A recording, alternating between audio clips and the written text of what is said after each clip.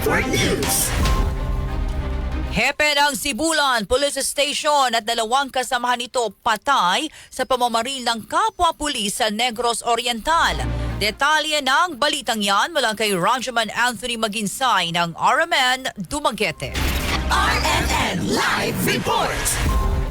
Patay ang hipi sa Sibulan Police Station nga si Police Captain Jose Idrofil Simafranca matapos pinagpabaril ng kasamang pulis sa loob mismo ng sasakyan.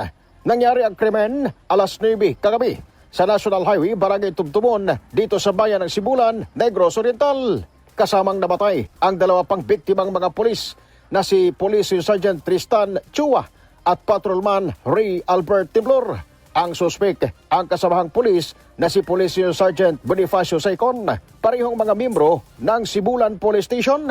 Sa investigasyon, unang nangyari ang krimen, nakabaril patay ang suspek na si Police Sergeant Saicon sa loob ng Bikini Bar.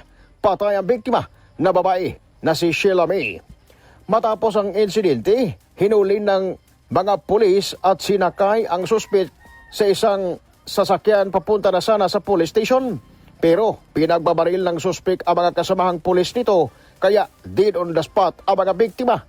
Ang suspek naman na si Police Sergeant Bonifacio Saicon doon na nagsurrender sa Tanay City Police Station.